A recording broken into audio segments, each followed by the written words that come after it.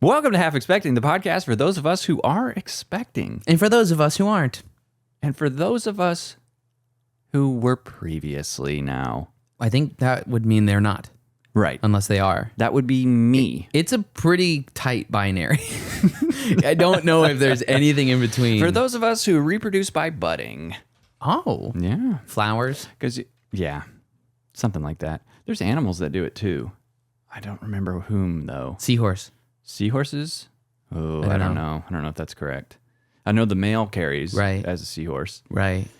Boy, I'm drawing a blank biologically right now. You know what you are also drawing a blank on? What's that? Introducing yourself.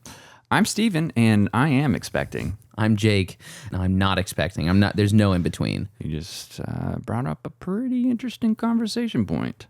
Which is? Are you sexually active? Oh. Am I trying? Yeah. No. You've previously told me that you don't like the term trying. I think that we should either just normalize talking about sex and like having sex, or just like not announce it. Yeah. Not announce that we're trying. Because I think there's like this, like I don't know. I'm not the only one that just notes that when someone's like, yeah, we're trying. It's like, that's incredible. But now I'm just like thinking, I've never thought about you making love, but now I am thinking of it without protection. Yeah. You know what I mean? Does it make you feel bad? You've received this information. Now you're visualizing your friend or close friends. Probably a little bit. Having unprotected sex. A little bit of shame there. Yeah. So I guess the question would be if I had a friend who said, hey, we just want to let you know we're really excited. We're not trying. Would I then be thinking, oh, are they not having sex or are they not having... Right. And so I think that I am just going to they're not having sex. Yeah. I don't think my mind goes to like what brand of condoms are they using? Are they doing a vaginal condom sort of thing? It could. There's all sorts of methods. Are they doing the clinically most effective method, the pull-out method? This is not the most effective. No, it's way. Effective. No way. Abstinence is the only way. Let's go, baby. That is 100% effective. I can guarantee it. Gosh, except for one. Raise the roof for our boy JC.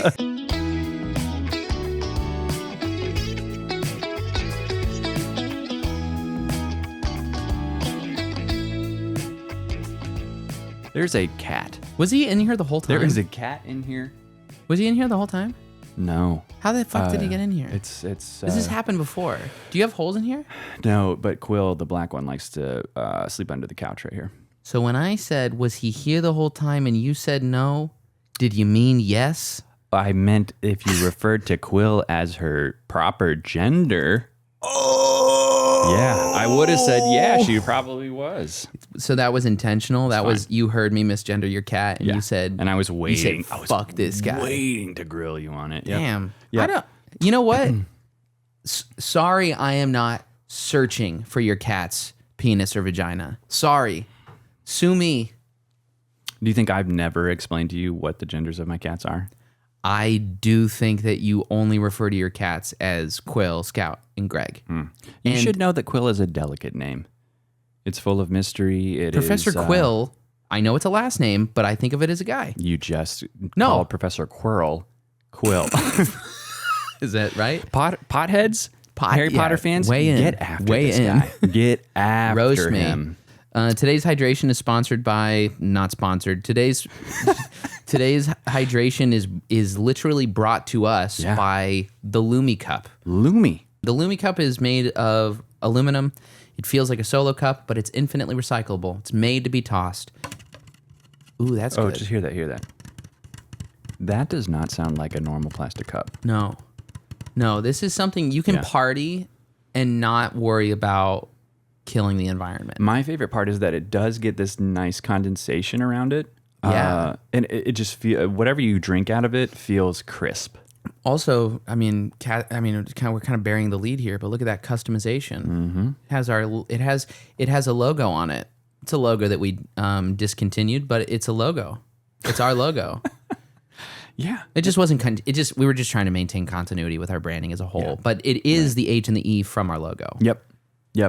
And I think it looks beautiful. So thank you to Lumi. To Lumi. Cheers. To us drinking from Lumis. Cheers.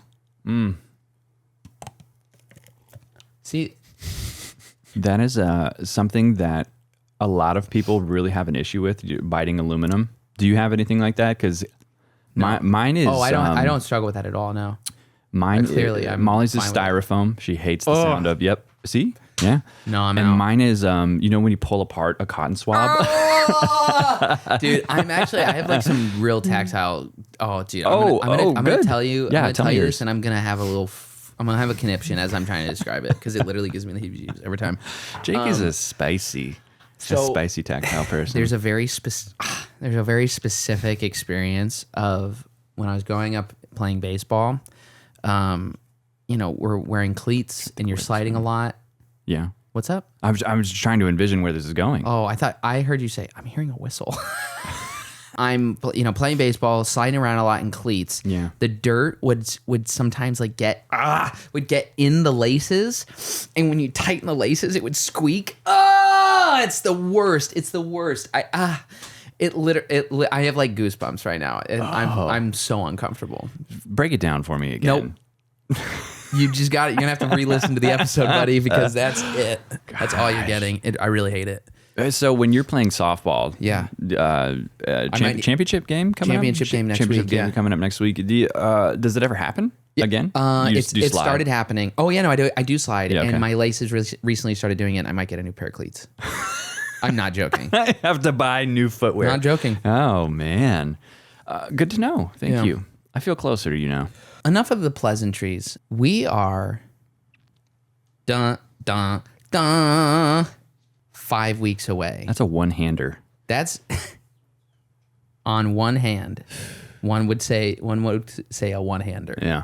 This episode it's a milestone for us. Do you want to say what the milestone is? Or do you want me to? I'm actually unsure what you're talking about right now. This episode's a milestone for us in that it is our season finale. Oh, that. Yeah. Yeah. It's our season 1 finale. You know what? I just want to take a moment to be a little transparent with our listeners, and I want to extend my sincerest gratitude to my buddy Jake for coming along for this ride. I had an idea to really help myself cope, maybe a little bit with pregnancy and becoming a father and trying to learn the ropes and stuff like that. It's kind of a daunting thing at first. And my dude right here just came right along for the journey. So I appreciate you, brother. Thank you for helping me out with this, pulling a ton of the load, and just being down, just being a guy who just does things. Yeah. It's been very, very fun. And it's not technically over yet. No, because Jake's going to have a baby soon. No, I'm just joking. I don't know when they're going to do it. Nah. Or if, but it's not technically over. It's not over, but you need to start focusing on actually having a kid instead of just talking about getting ready to have a kid. Right. And I am going to go on vacation in May, and it just doesn't make sense to, be extending this much further. So there's no better way, in my opinion, there's no better way to send you off and to send the listeners off into what we call the purgatory of will they, won't they resign? The void, Will the show get picked up for a second season? I listened through our first episode in preparation for today. Yeah. And I jotted down some of the questions that I asked and some of the answers that you gave. And I want to do a little reflection on what has changed between 8 weeks in, just finding out, and now 5 weeks left. You see, that Jake's a great producer because that's just like such a pro move. Yeah. Let's just bookend this thing. Let's land the plane, as they say. Let's land the plane. And I have a little surprise for you at the end. Shall we? Let's dive in. How was your LA baby shower? Really How was the baby fun. shower? Yeah, but last time we talked, you were about to have it. Oh, great. Okay, yeah. It was amazing. Yeah, our good friends Emily and Kyle kind of put it together for us, and Kyle works at this really amazing venue called No Vacancy, which is like a cool bar in like a early 1900s house in Hollywood. I had never been. It was beautiful and amazing, and everybody there was super kind, and there's nothing wrong with a baby shower. That's a good time. Nothing. Yeah. Not even one thing. No. Great. I can't think of one. Yeah, no, I've got nothing for you. We had pizza and donuts, and we gave out succulents as our little nice. favor. No, that was just an amazing time. It was hot that day. That's all I'll say. Was it succulents because of the saguaro cactus? Yeah, yeah. And I think succulents are just kind of like a nice thing to give somebody easy to take care of. Yeah. We're not giving you a chore. We're just giving you a nice little plant. So Molly was there the whole time. Yes. You were there for the latter part. We actually called an audible. I was there the whole time too. You were? Yeah, which is great. Yeah. Yeah. Wow. Yeah, because Did you get to hang or were you on photos again? No, I got to hang. Nice. I'm just teasing when I say I'm working. I love taking photos. I took a couple. Did you I get didn't some even take feedback them. after the last episode? Yeah, she really ripped into me. Who's she? Molly. Oh, she did? Yeah. All right. Yeah. She really ripped into me, and no, she didn't. I was not working. Did you just get some feedback on I that? did. Yeah, she's in my ear right now. Yeah, yeah. I've got a shock collar on, and you take that back. She was lovely. no, I love Molly. Yeah, no, I was allowed to be there the whole time. I had to bring the pizza, and so Nice. she was like, "You may stay," and I did. Cool. And it was great. It was great. Was there any pizza left over? It was triple beam, right? Dude, you know what? Yeah, we had some triple beam left over. I did not give you any now. I'm feeling bad. We also had like 4 big trays of donut friend When left would over. you have given it to me? I don't know. Just when I see you. You feel bad for not saving pizza for me. I That do, honestly makes me yeah. feel worse that you feel bad. Well, I just know that you're a big taker. And so I just know that you'll take. yeah, I know that anything. you're kind of desperate for food a lot of the Yeah. time. I would say just desperate for nourishment of any kind. Food, water, Emotional. Yeah. Yeah. But it was really fun, and yeah, so grateful to all of our friends and family who showed Hurrah. up. And yeah, What was were there any big swing surprise gifts? gifts, man. You know, Molly did a great job at the registry. I think that most everybody stayed kind of in that lane, but we've had some really nice like custom gifts. We have a friend's mom who's like a really talented quilter and made a custom quilt with the stitching is cowboys. It is a man riding a horse, and that's what the stitch is across the whole thing. It absolutely blew my mind. That's so cool. And it's got his name in there, which I'm not going to tell you. It's got his name. but she knows. Are you kidding? Sorry, pal. It's- I'll tell you off camera. How about that? No, you won't. I won't. I'm not going to do it. Yeah. Don't even tease them with some bullshit. I've also got some pizza in the fridge if you want to take it home. But yeah, I would say that not any big swings. Oh, yeah, the biggest swing that actually we have had is Molly's brother bought a tent for us, which is sick. Okay. Do you remember when Cody and Christine talked about the tent? Yeah. Yeah. Game changer. Yes. I went over to their house last week, and who's sitting in the And Kit- front and in the Kit loves front it. lawn in the tent is Christine and Kit. Yeah. It's awesome. It's gonna be great. Yeah. How big is it? It's just like, you know, when you think of like a tent in a book like Huckleberry Finn would have.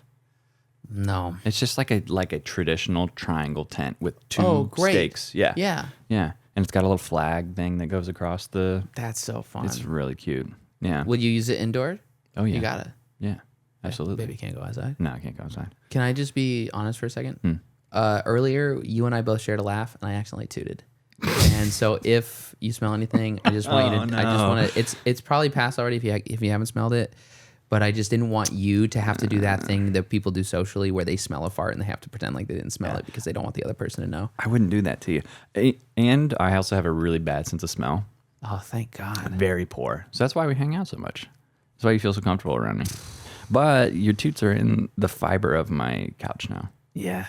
Yeah. Probably killed my cat that's under there. Good. Yeah. She should know when we're recording. There we go. Professor Quill. Yeah. I feel like an idiot. God. Oh, that was so brutal. well, Please keep it in there. You're happy- editing it so you can take it out. Happy. I'll leave it in. I'm an honest editor.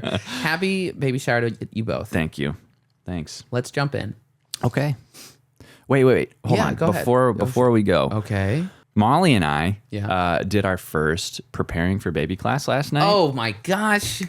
How was it? Awesome. What was it? It's just like an online thing that our hospital puts on. And so, yeah, you sign up for like these 1 hour slots.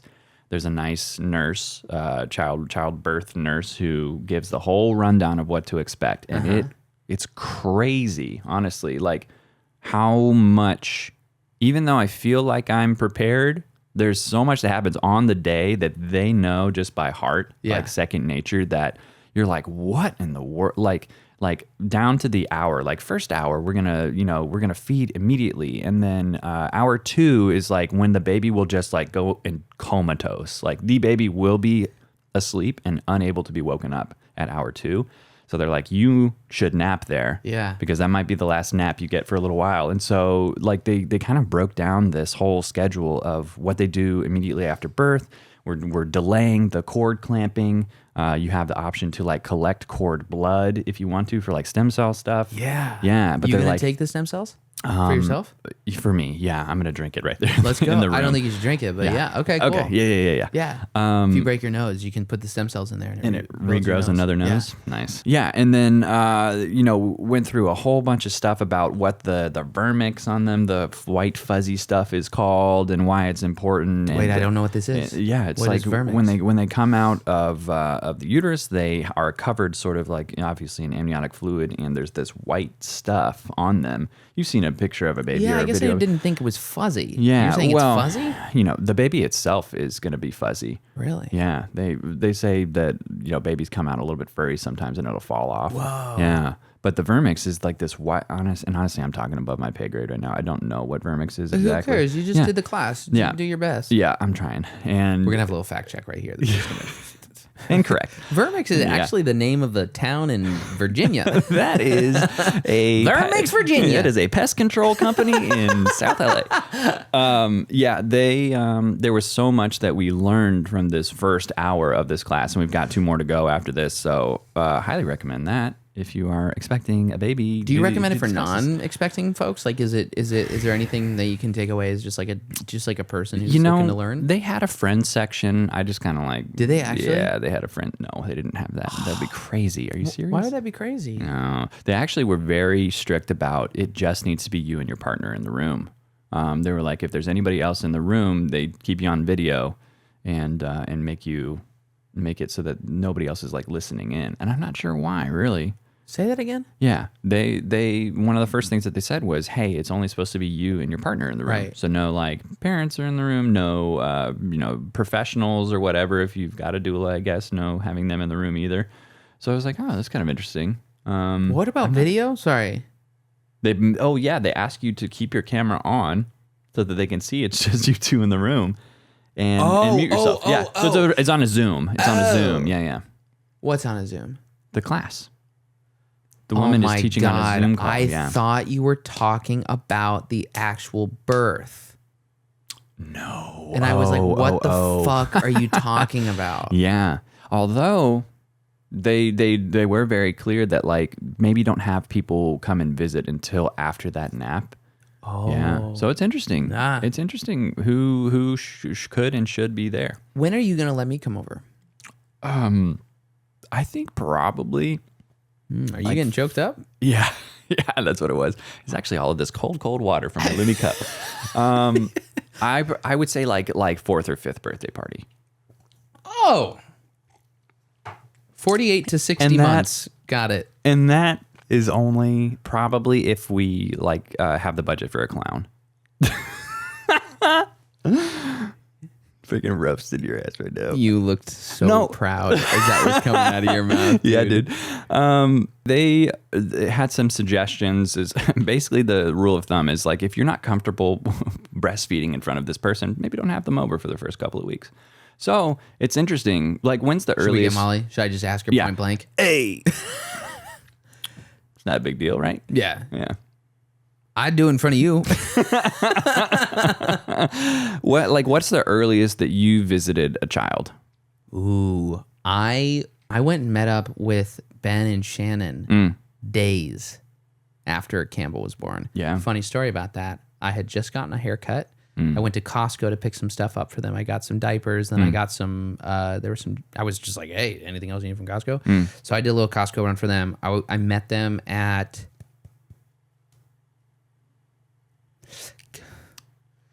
Starts with a C, coffee shop. Comet over Delphi. Nope. Echo Park. Echo Park Oh my Coffee God. Shop. Oh my C. God. It's like Man, I don't go to Echo Park. Canyon Coffee. Oh, Canyon Coffee, sure. Met them at Canyon Coffee. Couldn't believe that Shannon was just like up and walking around. Like she was ordering drinks while Ben was in the car with Days with after? Campbell. Oh, Days my after. gosh. And I go and I give her a hug. Yeah. I'd just gotten a haircut. Yeah. It was really hot that day, September. I was a bit sweaty. Okay. I gave her a hug. Yep. I pull away from the hug, and some of my loose hair from my haircut is on her face. And I went, I'm so sorry. And good boundaries, Jake just went and tried to rub it, wipe it off her face. She's like, what? And I'm like, I'm sorry. So my hair. So yeah, when do you think I can come over? Do not get your hair on my wife. Oh, boy. I won't. Yeah. I don't think so. No. I hope maybe. not. Yeah. You can come over. You can come over anytime. Yeah. Don't do it. No, only when you say come over. Night of. Dude. Well, yeah, we'll Night pod. 3, according to Yes. according to You should just get a live stream of night 3. Just capture the magic. yeah. Oh, that'd be good. I wonder if you could like see the hormones in the air, you know? Yeah, just plummeting. Just like a little Eeyore cloud, like a storm cloud walking. Man, yeah. I think that's what's like being on a one-hander. I think that's what's most intense right now is like we were talking with Molly earlier, and it was like it's feeling very tangible right now. That night 3 is like 5 weeks away. Yeah. That Yeah. and like Yeah. that is something that has been a theory, Yeah. from our early episodes is now very much in play. And Can I ask, you're at the point, beyond the point, Yeah. honestly, for like extreme cases, but kind of just at the point in general where like if baby came out today, it'd be fine. you'd be fine. Yeah. Does that play? How's that Yeah. impacting you? Terrifying. Yeah. Well, honestly, I don't like the waiting thing. I don't Right. I don't deal with that very well, and the unpredictability of it, because you're right. It's like Molly walks around, she's like, "Ooh," and I'm like, "What?" I'm Dude. like, "Is this it?" When you called me like 3 nights ago to talk about NBA, Yeah. I thought you were calling me. I'm like, Steven calling at 8:30? He would never do that. And I literally, Yeah. I said to Maddie, I'm like, I think Molly's going into labor. Oh. And then you were like, yo, sorry, just want looking to talk about our team. And I was like, oh my God. Yeah. Sorry. No, I mean, there's no reason. You didn't have to know that. But Yeah. I say that to say that we're at the point now where like a text or a call like that is imminent. Oh, absolutely. Yeah. Every time you text me, cortisol. Yeah. And now that you're getting close to having a baby, every time you text me, that was me trying to burn you, and it didn't read. Why do you hold it back? Why do you hold it back? You know that's all I want. You know all I want is just to hear a little giggle. Gratified. And all you do is. Ooh, I'm not gonna give it to him. Did you ever watch Rick and Morty? Yeah, of course. Nice. Yeah. Funny. And that is what I wanted the least. Hey, gosh, nothing hits better than when you do something funny and someone doesn't laugh and says that's funny. Cause you need to say it out loud. I think I'm pretty generous. I'm a generous laugher. I like your jokes. I think that you're a funny guy. I didn't hear it. I didn't hear the joke, and that's on me. What was it? I've already forgotten. Oh, You said that your cortisol level spiked because it's me calling, and then you were insinuating that it's not because I'm having a baby. It's just that you get nervous whenever I call. Yeah. That was the joke. Yeah. And you didn't like it? I don't know. All right. Because I think a good joke has to be rooted in truth, and I think you love hearing from me. I think every time I call, you are so happy. I've hung up on people to take your call. It's not a joke. Thanks. You're tough to get a hold of. Sometimes, yeah. When Steven's calling, drop everything. Wow. That feels Except good for and that time I missed. hurts badly at the same time. You are difficult to nail down. I do not feel close to you. No, it's only partly true. Yeah, no, it's very true. I think it's gotten better. I think so. Yeah. It's my little reward to you. I am so hungry for affirmation. It's a good snack. It's a good treat. So It's cheap. readily available It's all cheap. the time. Yeah, it is cheap. I love sitting at my computer and watching your texts come in and just mark as read, just to remind you where you come from. Yeah, pretty much. Boy from the streets. Man who I just met. How long ago did we meet? We met a couple years ago now. It's been we met technically. Oh, you know what? Maddie was trying to send me a picture and it never came in. She had a picture on accident of the first time. It wasn't actually us meeting, but it was the day that we met. It was St. Patty's Day working. No, you were with Keenan then? No, not the day we met. Oh, day we met. St. Patty's 2019. 2022. Oh dang, dude! Oh man, you're right. It feels like I've known you for much longer. That actually feels. I'm gonna take back the hurt, and I'm gonna express gratitude because I'm glad that it feels like it's. I just in my brain I remembered it was not a COVID time. Correct. So it had to be either before or significantly after, and I feel as though I've known you for a while now. So that was where 2019. What's funny is it was Molly who introduced you to me because I knew Molly through shooting the film from Mix Out. That's right. So then I remember we did like some solid bits for a little bit. I remember you were very tall, and then I went off, and I remember where I was sitting. Yeah, had some corned beef. You barely remember the year, and then were you sitting close to me or no? I don't think so. I don't think so. I was sitting on the far table facing the apartment. Well, you know what? If we sat down and had a St. Patty's Day meal right now, I'd sit next to you for sure. I would sit in your lap. Yeah, I know. Yeah. Would you offer it? Or would there be a little tension because it wasn't asked, it wasn't offered? I would do that. I would go. You'd be like, this guy. Everybody look at it. Give this guy attention so he gets away from me. No, I'd let you do it. Holding me like a seatbelt. Right. Mixed messages. Yeah. Well, do you remember the first time we hung out? That's when you were thinking. Just you and I? No. First time we hung out, like was you were working with Keenan that day, and he brought you to like a Mexican restaurant, and we were like, we should do stuff. Do you remember how you arrived there? Because that's a funny story. Well, I went to the other bar first. That Keenan and told you had, me. like had a beer already. I did. I sat there and had a drink because I had already ordered one. I was like, I wonder when are they here? And I sat at the bar by myself and just chugged that beer. I remember the shirt you were wearing the first time we ever hung out. Wow. Oof, I don't. Squidward. It was really memorable. It was your little Squidward shirt. I was like, this guy. Bold and brash. Yeah. It was a good time. Yeah. Really good time. Yeah. All right. Nice. Memory lane. Should we jump into this? Speaking of memory lane, let's review some things. Okay, so let's do it. I asked you a lot of questions. Wait, you know what? Yeah. I will say, fun episode. I enjoyed listening to it. I think it's a pretty good opener. Yeah. Yeah, I think you did a great job. You had some really thoughtful questions. You did a great job.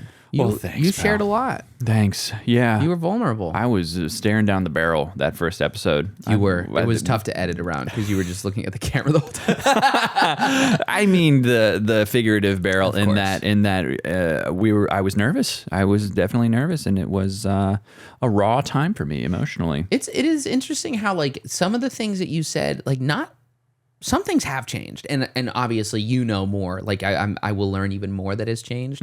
But it's funny hearing how like you've kind of maintained the same fears, the same like trepidation around parenting. Yeah. But it's now coming from a very different lens. It's no longer coming from, oh my God, like I don't even know how to process it all. And now you're like, yeah, I've done the calculations. Everything else is kind of sorted. And these kind of remain to be the things that will get figured. Like you just have a different head on your shoulders. Wow. Just off the jump. Good and bad, I'm sure. No, only good. Only good. You look great. Wow, thank you. I think that yes, we're both Molly and I feel very much more confident, but there is for us and probably for most people who go through this, just like things that you cannot prepare for. Totally. That you're just going to have to figure out your flow and like how your dynamic works with your partner and how what work looks like, how you're making money, who's on, who's off caring for the baby. And it's just like until you're in it, probably, I'm assuming there's not a whole lot that you can nail down. You can talk about it. You can talk about it. But like in practice, that baby's going to throw you a curveball after curveball after curveball. Which conversation that we had on the podcast have you felt the greatest takeaway from? Like the biggest impact? You're thinking about it, you're using the tools, your perspective has shifted. Is there one that jumps out at you? Yeah, well, I mean, of course, Madison, the doula, the very practical tips that we got there was really, really great. But everybody in their own way has sort of like added to my confidence, simply because, and speaking for many of them, their parents themselves, and they offer their unique perspective. And I think that's so nice to hear. They were feeling very similar to how I'm feeling, and they overcame it. And they say that it's, a beautiful experience, and it's challenging, and it's like this multifaceted thing that everybody always says that it is. But like, until you sit down and like talk to somebody about their experience, you don't really, like, it's just hearsay. It's just like floating around in the zeitgeist, I guess. And to hear everybody's individual experience and to just get some encouragement from them has been amazing. Yeah. So I think it's encouraging too. I think it reflects the kind of person that you are, in that we intentionally and like hopefully brought on people that would share things with you that you don't know already. And I think that in the time of all of the hubbub of preparing to be a dad, there is potential to experience a feeling of fraud or unpreparedness, to be told things that you don't know. You don't know this, and you don't know that, and you don't know this, and here's what you need to know. And the fact that you have been able to take it on as confidence building and not an indictment of how unprepared you are, because you could take it that way. And I'm not saying that you should. I don't think that's the healthy way to take it. But to be told when you're given instruction, when you're given feedback, when you're given redirects, it is revealing a gap of knowledge. It's revealing something that you don't know. So the fact that you've come out of these conversations feeling more confident is also just a reflection of the kind of parent that you're going to be in terms of how you face adversity and how you continue to grow after. I have only felt encouraged by the people who have talked to me about being a parent. In respect to them, they have gone out of their way to be like, you should feel encouraged by what I'm saying. Yeah. Everybody has been so kind and kind of like gassed me up a little bit about being a parent, because they have gone through it. They know how rewarding it is, and the challenges are so brief. And something that somebody said to me the other day was that every season that you go through, even the most challenging ones, are so fleeting that you'll look back and be like, oh, remember when they were doing this weird thing? Yeah. And then it's gone. And then and then you're on to this next hard thing. And it's just like, it's always evolving. Yeah. You're constantly changing the way that you're handling things. So just like be present and get after it. And like, that's all you can do. I have to imagine that's a weird experience to have as a parent, where as your kid's developing more, as they're growing up, the amount of change that's happening becomes less and less frequent. And so there is this constant rearranging of, I got used to knowing that if shit's hitting the fan, it's going to be different tomorrow. Yeah. To then, like, as the parent of a teenager, and you're like, it's just their teens. Like, gonna have to go through this shit for 6 years, you know? And like, because it's just a part of development.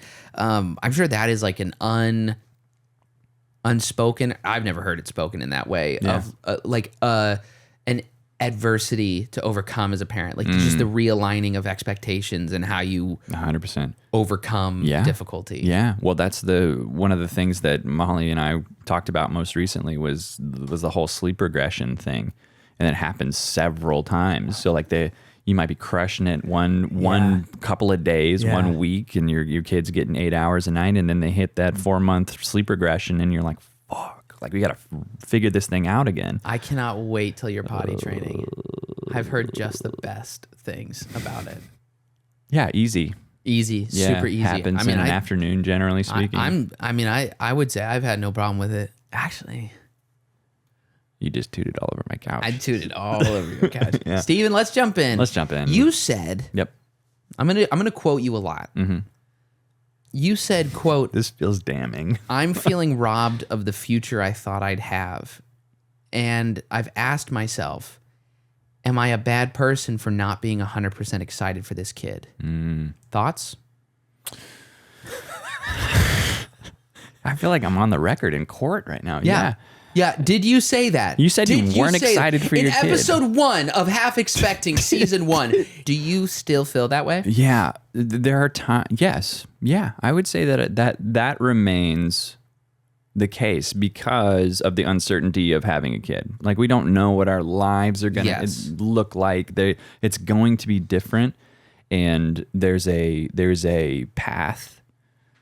I'm gonna get crazy literary with you right now. Have you ever read The Bell Jar? Nope. Okay, so it's insert any title. Same answer. Well, it's a book by Sylvia Plath, and there's this scene, this image of the main character sitting under a fig tree, and she said that she's sitting under the fig tree, and all of the figs above her represent different outcomes of her life, different paths that she could take.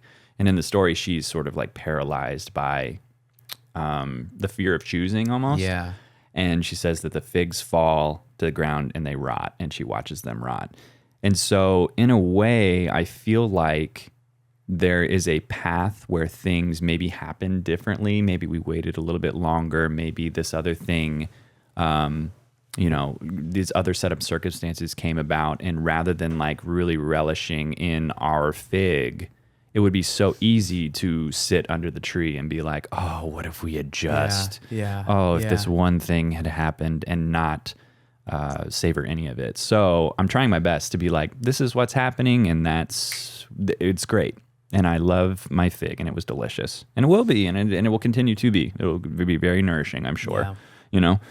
So yes, I do. I worry about the future, but I'm not afraid that I've missed out on anything. I don't know. I'm fucking stupid, dude. What? You just ended such a thoughtful answer with "I'm fucking stupid." I feel silly. I feel silly to worry because I know that things will be great and they'll be okay, and they'll be hard, but they'll be great. Yeah. And so I'm like constantly tussling with one side of my brain that worries a little bit, and the other one's like, oh, it's gonna be fine, it's gonna be great. And just, I don't know, maybe I'm just trying to find the balance there. No, I actually really relate to that in that I feel like a lot of times when people ask like, how's the industry, how's your work doing, and like I know both. Oh, it's not how I want it to be, and also things are great. Like to hold both, so where sometimes it feels disingenuous to complain because I know how good I've had it. Mm-hmm. It also feels disingenuous to celebrate because I know that it's fleeting or that it's not as good as I want it. There's like my own resistance to the celebration. Yeah. But I think it's a very. I lost my train of thought. I think that's very good. Relatable is what I wanted to say. I think it's a very relatable thing. Yeah. Thank you. Thanks. So yeah, to answer your question, yes, I felt that way.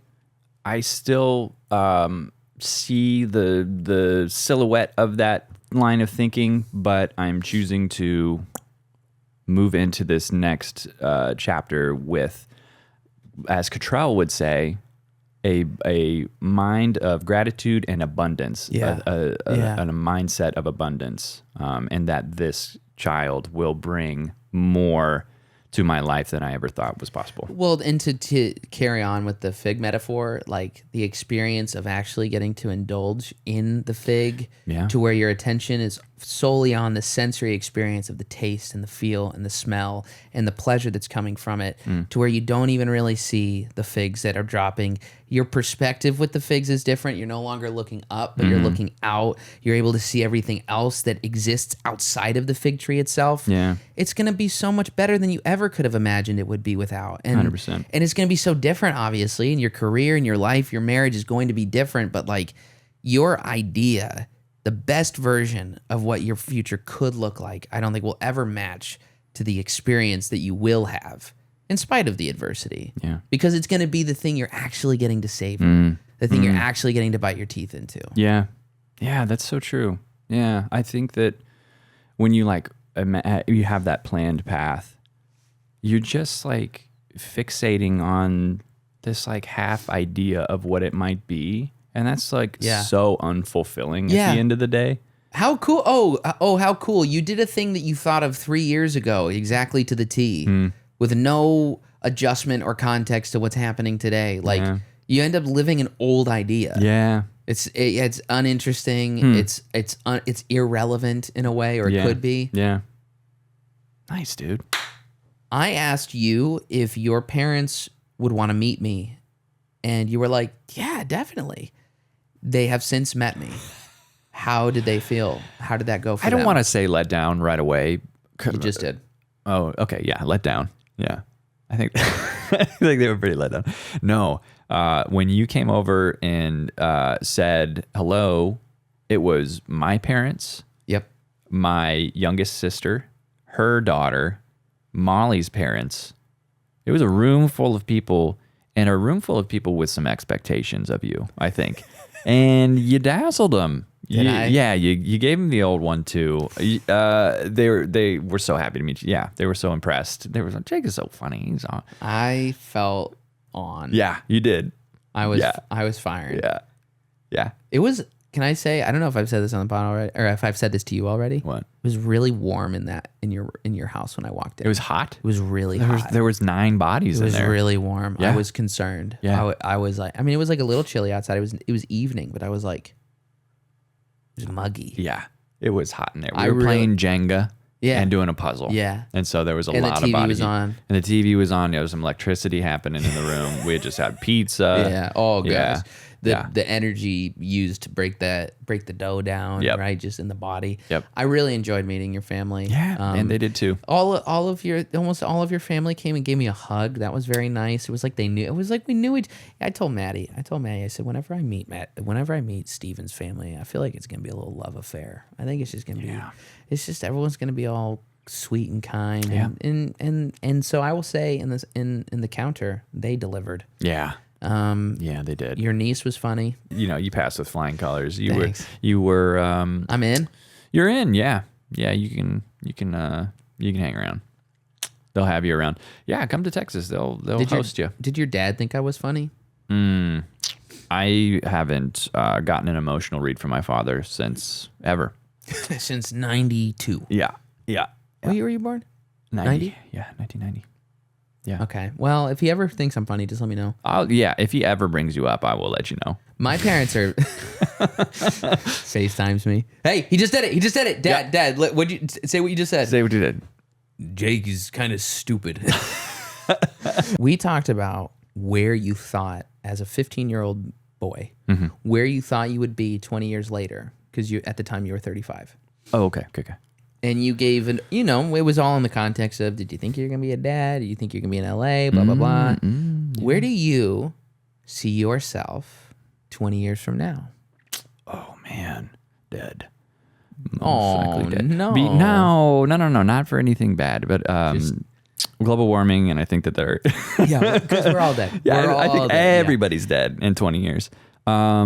I think in 20 years I'll be 55, and I think I would love to stay in LA. We love LA. We both sort of made a pact that we'll not leave LA unless we absolutely have to. Love it. Which could happen. But I think that if as long as I'm working in the creative space, hopefully I'm making motion pictures and hopefully still working with you, making some fun stuff.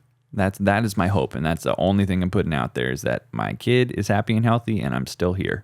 Do you think you'll have another? Do you guys hope to have a family of multiple? I think there's a pretty strong possibility. I think that Molly really wanted a girl, and so she made me promise that we would do this thing until we have a girl. So What if you have 12? I'm gonna have 14 Busby boys. Yeah. In 20 years, I'm still going to be trying. Jake Jr., Jake the Third, Jake the Fourth. Yes. Yeah, we're gonna run out of names. J3, J4. I mean, you could probably go till 10. J10 doesn't sound great, but J9. What up, J9? Yeah, and then it's just Cuddemi Busby. Cuddemi Busby. CB. Yeah. I think so. I think we'll have more. You said that you've always been a bit insecure in your preparedness as a person, and that you had to add it to your personality. I want to know, what trait do you feel like you've had to add to your personality as you've prepared to become a dad? Okay, so I said that I had to add preparedness, like taking initiative to prepare. Yeah. You were talking about it in the context of like your finances and your work. Like it was not something that came naturally, and so you've had to overcompensate by like adding it to your personality. I see. Yeah. And over the last 8 months, what quality do you feel like you've forced upon your personality? Yeah, I think that the most important thing that I've learned is, and Molly might disagree at times, but like the act of being present in that moment that you're in, because preparedness and planning and stuff like that, I found myself being very caught up in like preparing financially, preparing, emotionally for baby to come, and rather than just like checking in with Maul and being like, hey, how are you feeling today? What's happening in this moment? What can we do to prepare? But like actively being present, I think that may have been the biggest challenge. Had to remind myself, and Molly's had to remind me a couple of times to like, just,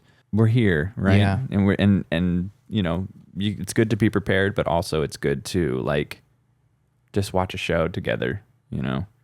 Boy, do I relate. You're preaching to the choir here. Yeah. Oh yeah. Yeah. You have a hard time with that? Yeah. Yeah, my mind is doing 12 things at once at all times. Totally. And sometimes Maddie's like, you're in front of me. Yeah. But you ain't here. Yeah. I'm like, dang. Yeah. Feels exposing when that's called out, but it has been for me as well. Yeah. Slow down, gentlemen. Slow down. It'll be both equally, if not more difficult to do that once the baby is here. Yeah. And because then the things you've been worried about financially, work-wise, whatever, is now you actually got to figure it out. Yeah, right. But also, especially I think that first month, it's going to be excellent practice, like opportunity to practice, because you literally just have to watch the baby to learn it, Yeah.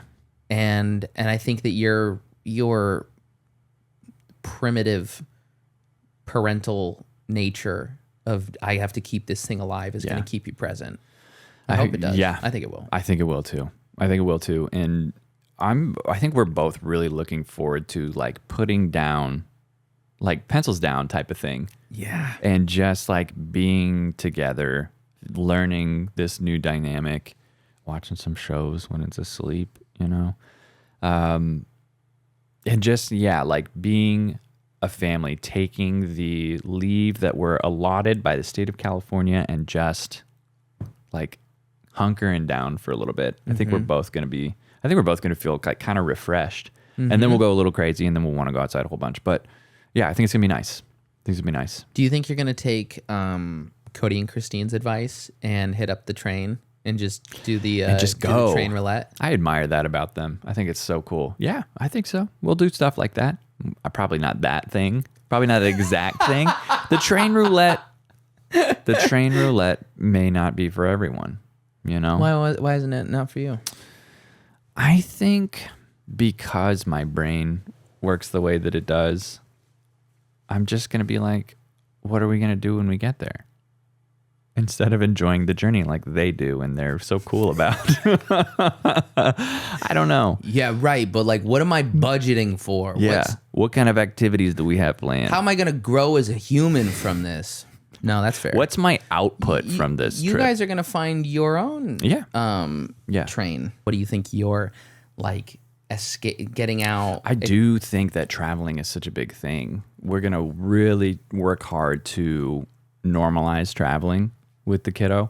And so to Cody and Christine's point, I think, just like getting to a new place is huge. I think, we're going to try and take as many trips as possible with them. It's Molly's dad's 70th birthday in late August. Okay. And so that'll be a trial. Yeah. Hell yeah. We weren't talking about necessarily going back to Massachusetts. We were talking about he wants to maybe go to Alaska.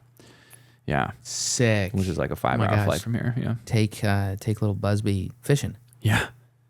I could teach him. Yeah, I know. Yeah. Yep. Gotta teach him. Gotta teach him. Please let me Can teach your him how to baby be fish. the bait? Just his little toes. Dip his toes in chum. He's wriggling around like a salmon would. That's funny. Yeah. So travel. I think traveling. You described you had a few fears, and the biggest fear that you had was the impact that having a kid is going to have on your and Molly's relationship. Yeah.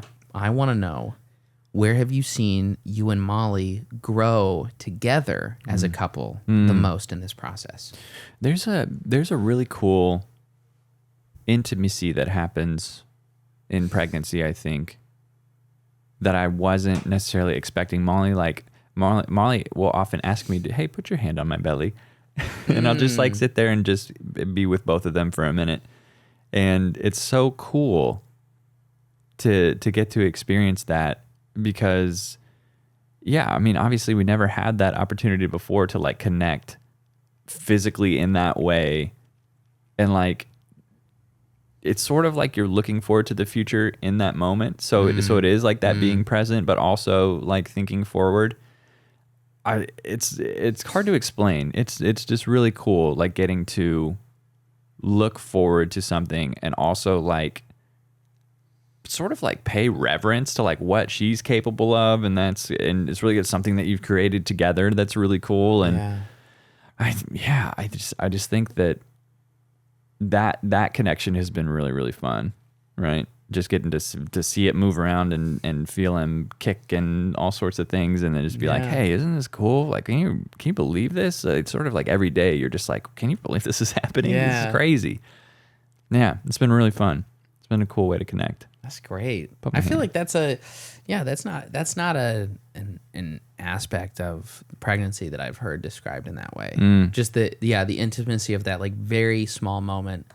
It's not like touch or close proximity is novel, but the experience of sharing it in such a way with the baby to be, the soon to be out of body baby. Yeah, I think that's what they call it, like what the doctors say. An out of body baby. You're soon to be out of body baby. You're in body baby, soon to be out of body baby. In body, soon to be out of body baby. That's it. Nice. That was a really good answer. Oh, thank you. I asked you what parenting will expose in you, and you said, I'm afraid that I might not be patient, and struggling with wanting to be seen as good, or so struggling with being seen as not a good parent. Oh, okay. Yeah. Sure. So, like publicly. Yeah. Okay. Has this happened so far? What is the new version of yourself? I think that's an incomplete thought. But yeah. Has my impatience come about so far? Yeah. Have you been exposed for the things that you feared you would be exposed for? No, absolutely not. Because again, like everybody who we've talked to has just been so validating in the whatever you're going through, whatever you're feeling is perfectly normal. Everybody experiences it in their own way, but they all experience it sort of a universal experience. Yeah. That you're going to get, that there's going to be crossed wires with your spouse. There's going to be hard times with your baby. You're going to get frustrated. You're going to be impatient. You're going to be all of these terrible things that you fear about yourself, and it's fine. Yeah. And you just try your best in every moment, and that's good enough. You know? So yeah, I guess I've been exposed in every way. I've been impatient with Molly. I've been focused on other things. I've been any myriad of negative things. But I do feel closer to Molly now. I feel more connected to her. And so at the end of the day, I think that's kind of what matters.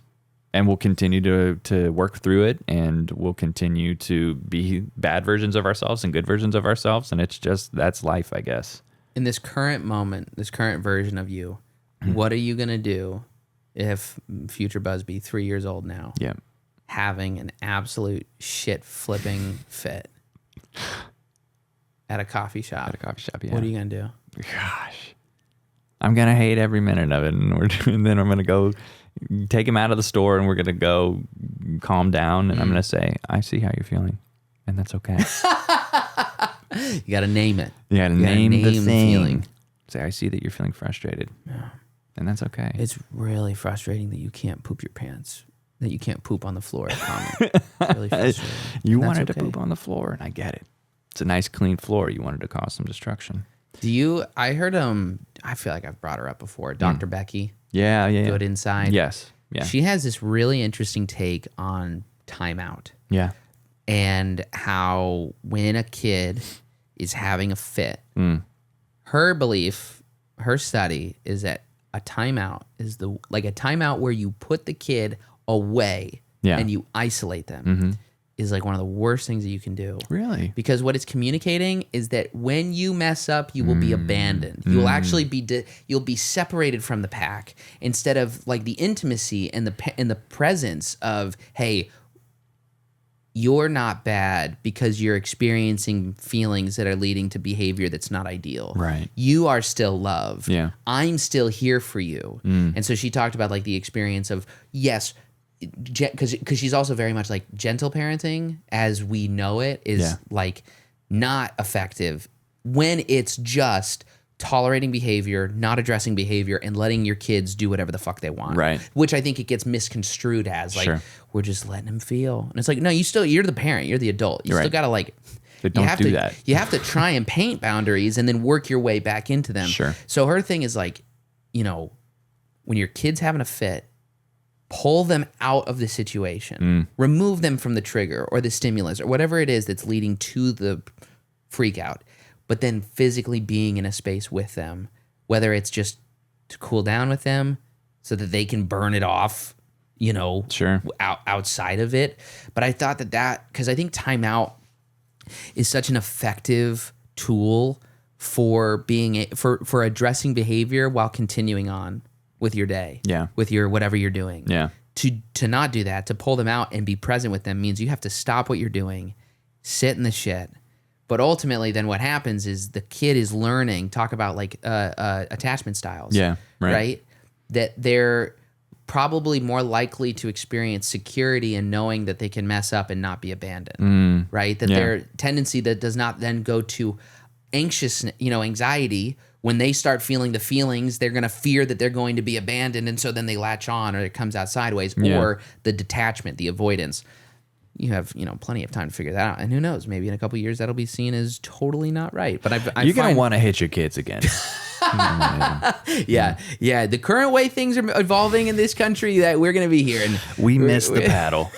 Yeah, I guess it's challenging. It's always changing, right? What we know and what we think we know is always changing. Have you ever talked about this with your mom? My mom has expressed a feeling of guilt as an adult, as a parent now, knowing what she knows. Yeah. Have you talked to your parents or your mom about this? Like, she'll be like, I'm so sorry I didn't know about this. Yeah. And I'm like, I mean, thanks, I get. I don't really even know what to do with the apology because I'm like, well, you didn't know better. Of course. How would you have known? Yeah, and people were blowing smoke in babies' faces back then. And apparently for you, still to this day. Yeah. She'll burn me a little bit with it. And yeah, Pam's a big, heavy smoker. It's funny to think about it. Yeah, I do. She has expressed similar sentiment to me before, and I'm just,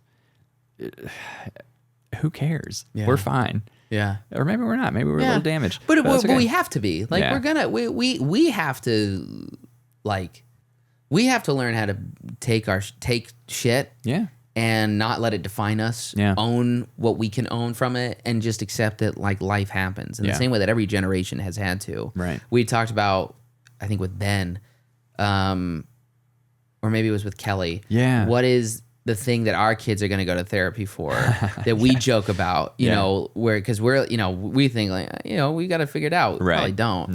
No. What is the thing that you think that your kid's going to look back at and go, I really hated it when my dad did this? Looks maxing.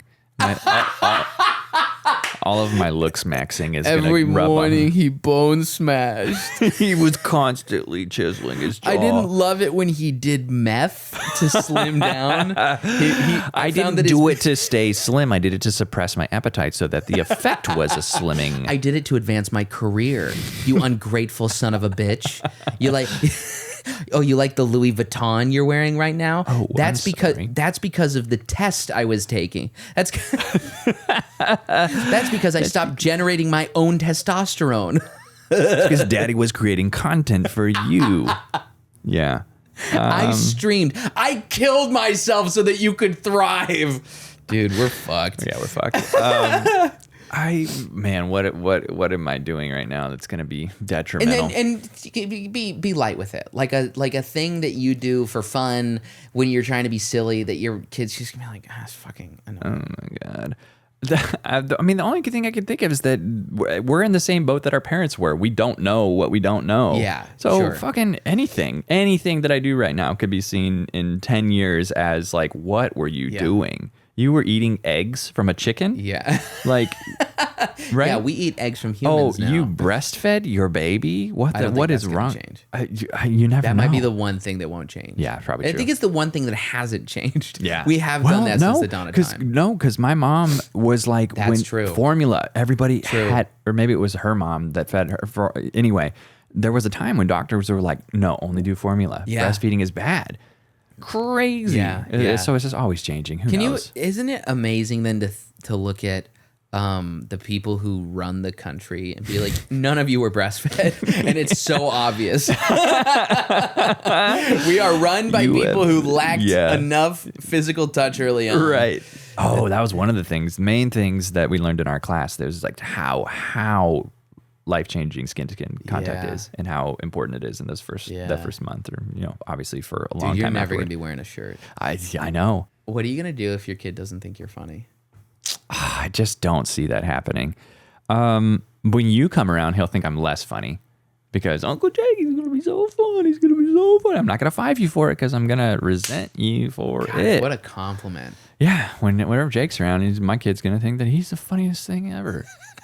Stupid. I'm going to be pining for his laughter and affection every time. And he's going to give it to you because a kid. Yeah. A stupid kid. Hey, which, guess what? Means you can get it too, Steven.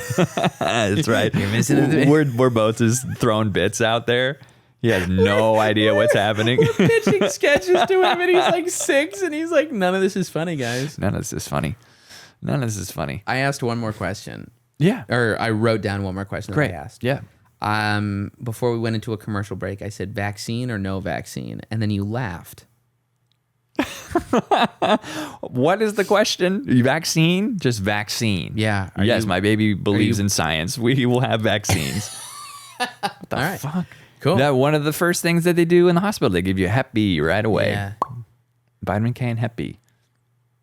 That's good. And a little ointment to avoid gonorrhea. Oh, supposedly. sick. Oh, probably because of the the poo. Sure. I don't know. Isn't gonorrhea? This is sexually transmitted disease. Oh. Yeah. Yeah, Why gonorrhea. did I think it was spread by poo? Pink eye. I don't know. Right, because I would imagine that as the baby's emerging from the vaginal canal, it's so close to the poo. And sometimes women poo when they bee. Sometimes they poo when they bee, birth. And they pee when they bee. Yeah. And bee gets in their E. Yeah. I. Yeah. Yeah. Okay, do whatever you want. Yeah. No. I guess. But vaccine. Yeah, heavily vaccinated baby. Nice. Yeah. He's gonna be looks-maxing from the jump. That's right. Yeah. That's good. Yeah, throw some hormones in there. Yeah. You throw the meth. Do it. You can give him what Just get him used to it. Yeah. Just get him used to it. It's going to be available in the house. So let's just make sure that he, if he stumbles upon it, that he doesn't have an adverse effect. We don't got baby locks in the cabinets. Nice. And so if he gets into the meth cabinet, then so be it. This episode's going to get flagged. Yeah. Yeah. How to make your baby fucking hot. Just give him a little meth. Yeah, everything's just in doses. Yeah. It's like a little Tyke's like rubber hammer on the cheekbone. Squeaky one and goes. Are you ready for your surprise? I'm ready. Yeah. I have to go get it. Okay. So great. Would you mind just? I'll tell you when to close your eyes. Okay. Great. Okay. Wow.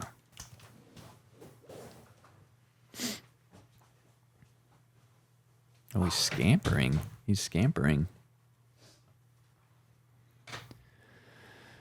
All right, everybody, it's just you and me now.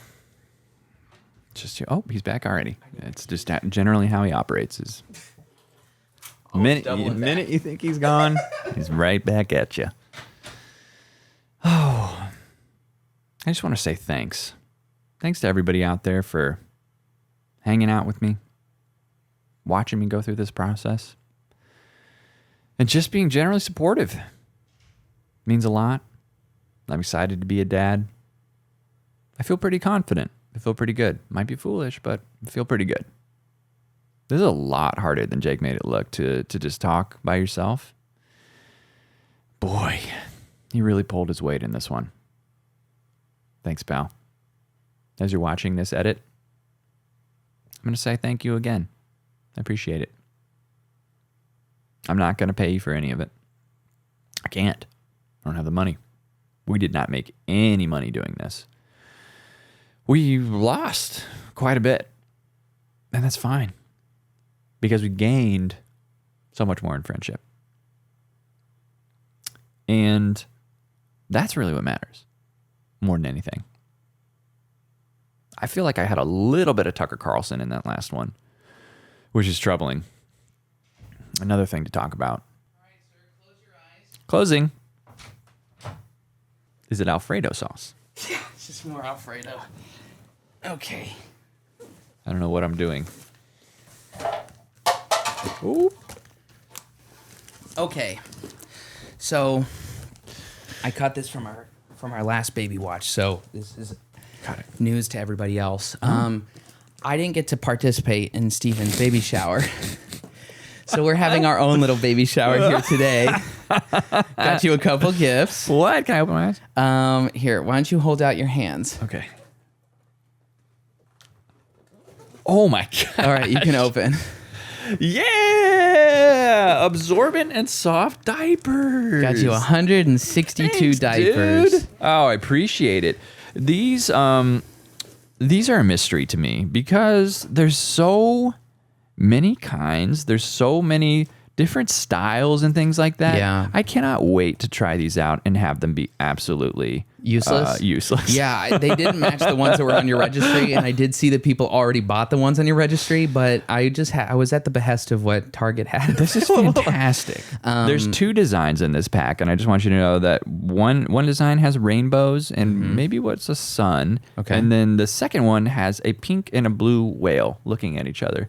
Whenever you see either of those designs, Yeah. as you're wiping shit off of your son's ass Forehead and your hand, I want you to think of me. I will. I find that diapers are the gift I love giving to new parents the most because I consider myself to be pretty shitty. So, big pooper. yeah, big pooper.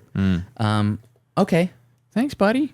I appreciate you so much. This is fantastic. Well, that's not all, my friend. So I got you another one. You wrapped it too. More. Look at this wrapping. Yeah. The paper is excellent. Isn't that nice? Folding is really, really nice. I only had masking And tape, use so this is painter's tape. this is a That's great. 2-tape job. 2 pieces of tape on the whole thing. Wow.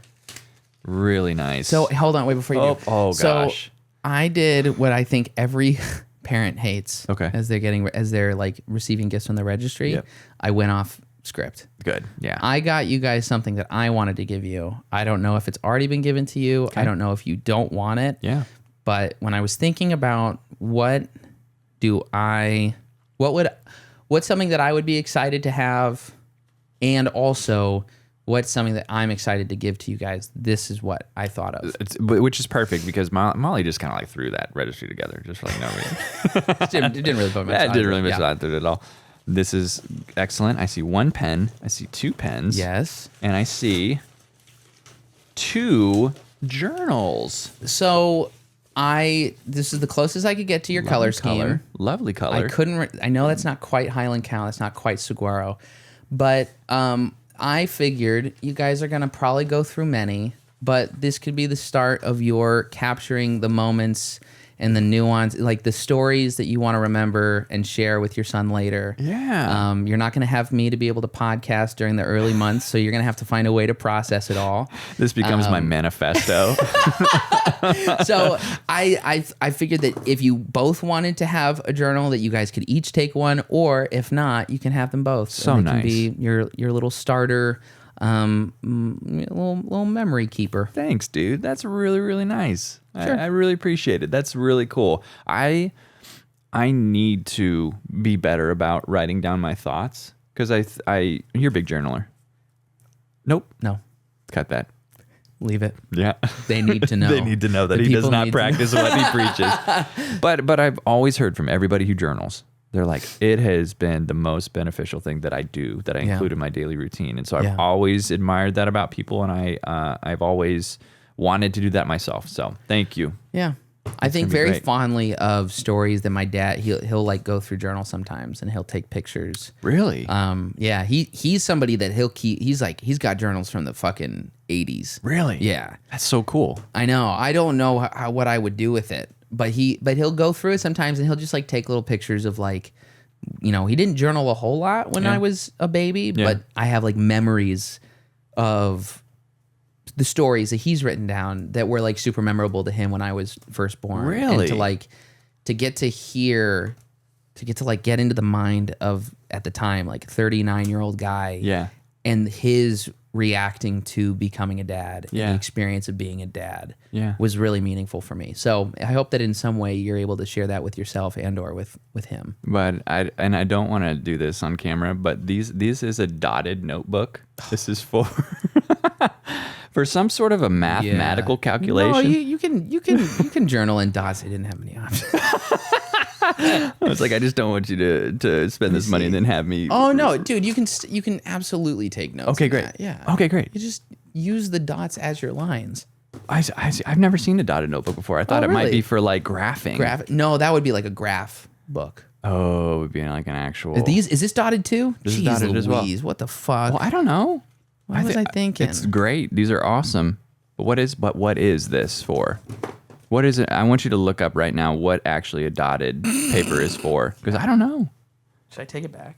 Well, and that's why I told you, is because like if you felt bad about it and wanted to like take it back and okay, here we go. Dotted notebooks feature a subtle grid of dots that provide a versatile, structured, and non-obtrusive guide for writing, sketching, and planning. Of course they do.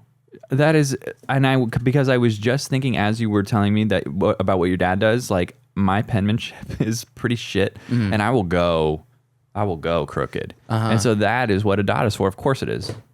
Thanks. Cut that all out. I think you're making. I can feel that you're not all good. It's gonna be I'm great. trying to make you feel better. No, I'd feel great. No, I would. You know what? I feel fine because I would write. You know what? So if you don't want to write in that, fuck you. I love how the pens are matching. It's just fantastic. Thanks, buddy. You got it, dude. I appreciate it. I'm gonna write a lot about you in these. I'm so glad that you actually figured out why I gave them to you. Yeah. If your son is mentioned once in this, toss it, burn it. It should only be sketch idea. Sketch idea and feature film. And feature film idea. Sketches, features. I'll bring over the episodic pilot ideas soon. This is a really fine pen, 0.5. What's your opinion on fineness of a pen? I have none. That's like a felt kind of. Yeah, it's like a marker almost. I really like this kind of a pen. But do you like it finer or duller? You know what? This writes in orange as well. It does. Nice. It's going to be just a amazing color tone. You read me back later. Jeez, what did I write? What is that? I had such a brilliant idea, but it's in fucking orange on yellow paper. Orange on yellow paper in 0.4. Yeah. Like you wouldn't be able to see that if it's black. Yeah. Hey, you know? I don't have any opinion on this. You don't have an opinion on when you write with pen? You don't care if you like it? I try to avoid writing with pen. Okay, with pencil? No, I just... try to avoid handwriting? Handwriting. It's really hard. It's really hard. How often do you write handwriting notes or whatever? Pretty often. Pretty often. You're a note taker in hand. When I'm plotting things out, I need to write. I need to handwrite it. You do. For some reason, I can't like map. I can write quicker than I can map something out on the computer. Sure. You know. Yeah. I love you, buddy. Love you. And I was holding a piece of the pen. You want to try again? Yeah. I'm so stoked for you, for this, for Molly, for Scratch. For Scratch. Yeah. And I can't wait to meet him. And I can't wait to meet you as a dad. I can't wait to meet Molly and Steven, the parents. Yeah, we're going to be different. Yeah. Do you have any final thoughts or sentiments as we conclude season 1? Man, just just excitement and gratitude for all the people who have been encouraging, excitement for what this little guy is going to bring to our lives. And yeah, that's it. And a hope that, maybe you've gained a little piece of wisdom along the way that you're like, oh shoot, I surely have. Perhaps it took an iota of fear away from you and Maddie and perhaps your future family. Sure. Yeah, but yeah. I feel more equipped to just be around kids and to be like, I feel like I can be a more compassionate friend of people that are having kids in spite of the fact that I haven't gone through it. Yeah. I think we won. I feel like I'm going to be a better parent than anybody else. Yes. Yeah. That's my takeaway. Yeah. And it is a competition. And you should compare. Yes, I've heard comparison is the root of all happiness. Joy. Yeah. You should you should make your friends feel inadequate as much as you possibly can. Okay, great. Yeah. Well, it's a good note to end on that note.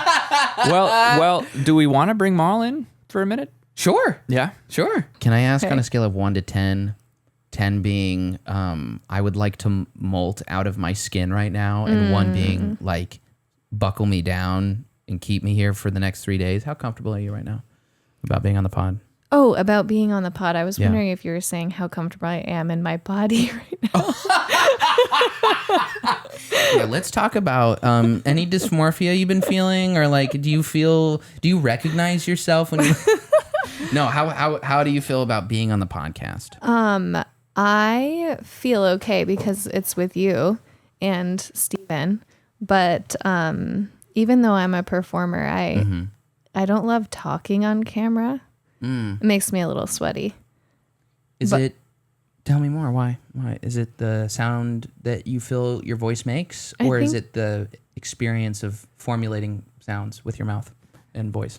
It's formulating the sounds. I think that so because I'm a dancer, I am so well versed at doing that language on camera, but then when I have to use my brain in a different way, I think I start to doubt myself.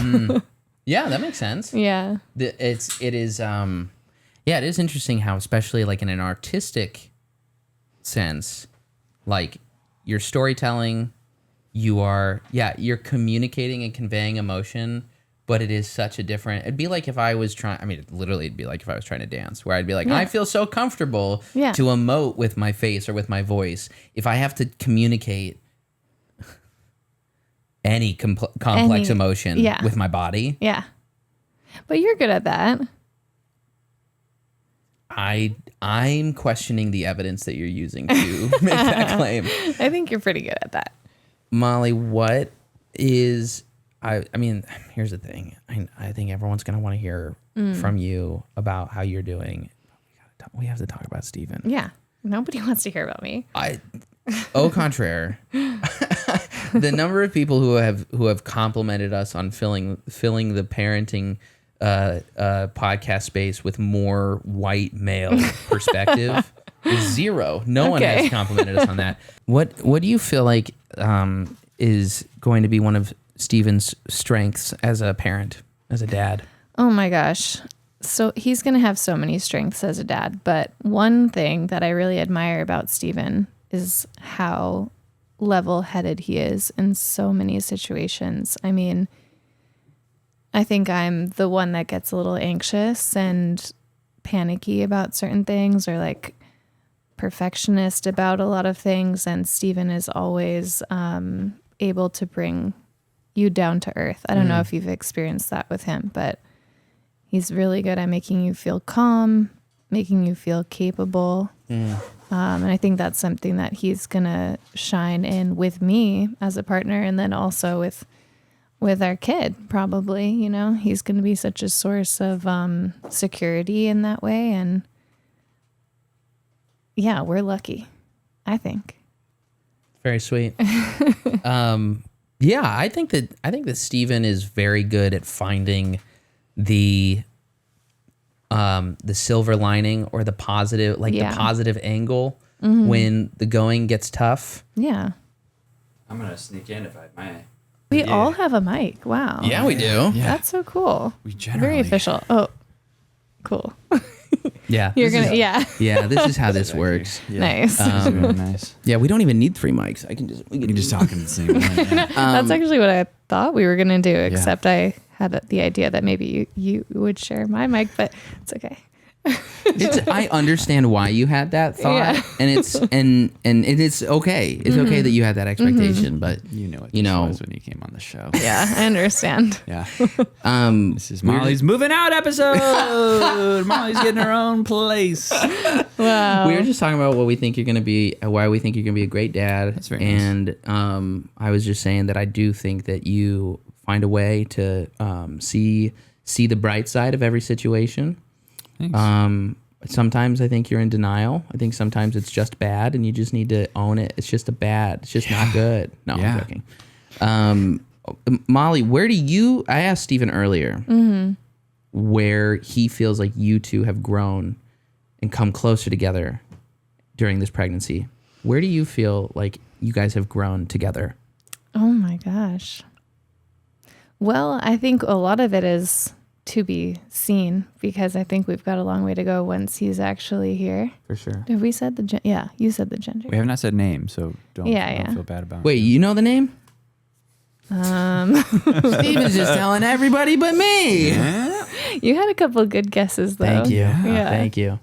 But I think I feel so confident in us, because finding out as a surprise was not like the easiest, most comfortable situation. And I think that you led me through it with like a lot of compassion, and you offered me a lot of comfort, and I know that I can rely on you in really hard moments. I think that I feel excited now and so confident in us to do it, because you made it so. Oh, thanks. I was telling Jake earlier that you and I are very lucky, because a lot of people in our lives, and certainly everybody that we've had on the show, has echoed the same sentiment. They're all like, yes, you can do it. You're going to be excellent parents. And it is okay to have felt and be feeling anything that you are feeling. 100%. So I feel so grateful. Obviously, you have been a huge source of comfort for me as well, but like everybody in our lives has been. I don't think I've had one negative interaction with anybody regarding pregnancy. Absolutely. I think that's been the most illuminating aspect of it, is how much community you have and how good people are. Yeah. They really show up. And I think that's sometimes uncomfortable for me, because I've felt like, wow, how do I possibly reciprocate that to these beautiful people in my life? Or am I deserving of it? Yeah, or am I whatever it deserving might of be. that? But so many people have, I mean, yourself included, and your wife, like you doing this with this podcast with Stephen has been such a light in the entire journey, and so cool that we have a person like you that's down to do it, down to go for the ride with us. And we feel that with so many people in our lives and our family. And that's been like the most heartwarming thing, is just knowing, wow, people really care and people are good. Yeah. Yeah. For all the dads out there listening, what has been the hardest thing for you as an expecting mother, physically, emotionally? What has been like the sticking point for you during this entire pregnancy? What was the thing that you'll remember, do you think? As Good and being bad, hard. actually. Yeah. What do you wish give us all a hard expecting dads knew? What do we need to know? That their partners are going to go through or experience. I think maybe a lot of women would say the same thing, but there's such a fear, especially with the first one. I think there's a huge fear that you won't know yourself afterward, or during, that you're going to change so drastically that you don't recognize yourself. And I think that is true for some people. But the best piece of advice, or the best realization I've had throughout this, is that I can take myself with me. I don't need to not be Molly anymore. I can just be an additional version of myself, a better version of myself. But that was a hard thing to grapple with at first, of like, was who am I going to be? Am I going to like that person? Yeah. Is Steven going to like that person? Are my friends, my coworkers going to like that person? Are they going to have room for her? And I think the answer is yes, but I still have a long way to go. The binary of you have to either completely change who you are and lose your identity, or not change anything and then not be like a very present parent or flexible or like willing to take on the responsibility. Right. Not meet your own expectations. So like you're of course, like Madison said this so bluntly. She's like, of course things are going to change. Like it would be unreasonable. Otherwise is crazy. It would be very unreasonable to expect that. Yeah. But that doesn't mean that you have to not be who you are. Like you just will be who you are in the change. Absolutely. You will be a different version, probably like a better version of yourself. You'll be a better version of yourself in, how do we define better and worse? But like you're going to grow so much. Yeah. And that change is not a bad thing. It's not a bad thing. I think, and that's just a hard thing to know when you don't have any reference for it. But I was even just saying to my friends this morning, because I'm getting a little bit closer, like we don't have that many weeks left. And I was like, I'm starting to feel it.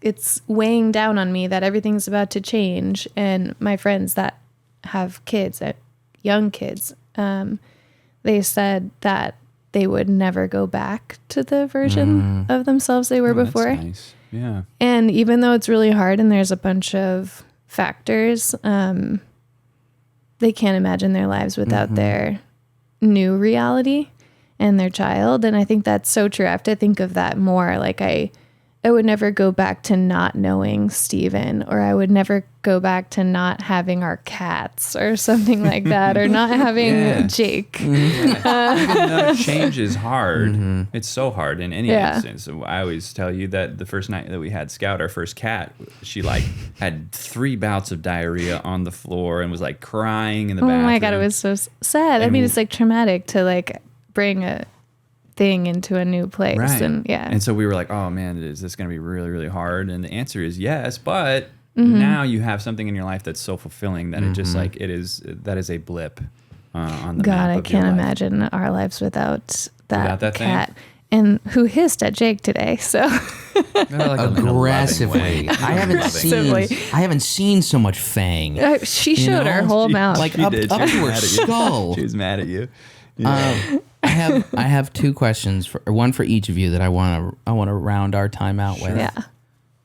To each of you, what is the quality of the other that you hope your son inherits the most? God, I hope he is Steven. I think anybody who meets Steven, or like your mom always talks about you, or like my parents always talk about you, and how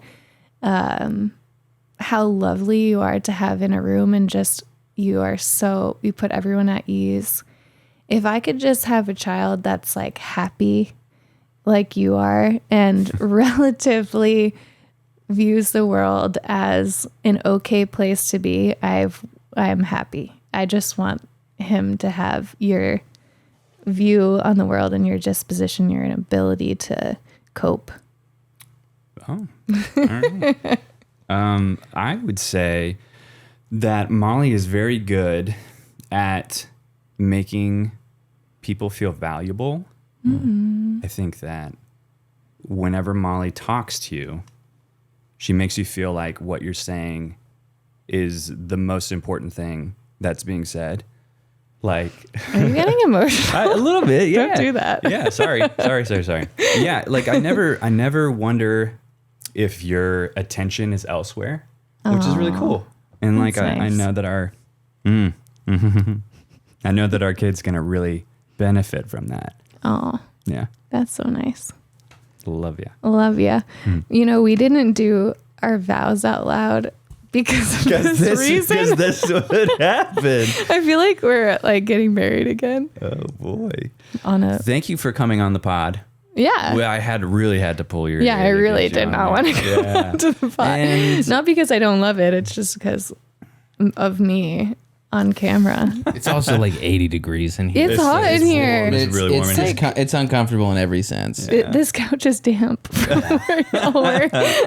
Sorry. It's okay. Well, on that note, we bid everybody farewell, and thanks so much for joining along. We really appreciated everybody's support. I really appreciated everybody coming on the show and sharing their wisdom, and that's it. Thank you. We're gonna go have a baby now. Yeah. have a Oh baby. my God, that's crazy. I think I'm gonna go on vacation. Gosh, I might invest in stocks. Yeah, you can bury the the money. possibilities You've got so are much endless. extra. I'm gonna start a tapas. I'm gonna start a tapas restaurant. Love that hard pivot. Invest heavily in crypto. Yeah. NFTs are coming Yep. back. I might start a charity or two just to give back. You know, Why it's like, not? gotta give something back. Why not? I want to say thank you both for doing this podcast. It's been so cool to see you pour your creative energy into this life shift. That's really admirable to me, and you guys did a damn good job. Thanks. Thank you. Yeah, I loved it. Thanks. Good job. We made a real podcast. You made an You made actual a podcast. real podcast. And we're making one. Yeah. This is season 1. That's right. Hire them. Yeah, we're gonna get Obama. We're gonna get Obama on the next season. that'd be great. Talk about dadhood. Yeah. Yeah. That would be to the so moon. sick if Obama came to our house He came in to our LA. house in LA. He doesn't got a lot going on, I I hope guess. he's not allergic to cats. Oh, can you imagine if Obama was on the pod and he's just like, And he goes, achoo. Oh, that was good. Wow. If you enjoyed season 1 of Half Expecting, please do us a huge favor and follow us and subscribe to us on YouTube, on Instagram and TikTok. Leave us a follow on Spotify or Apple Podcasts. And send this to a friend who needs to know how to become a dad so that he can listen to our stuff and then not do what we said. No, we really hope that this is a resource for people who are becoming parents. And we're really excited to see what happens in season 2. All right. Bye.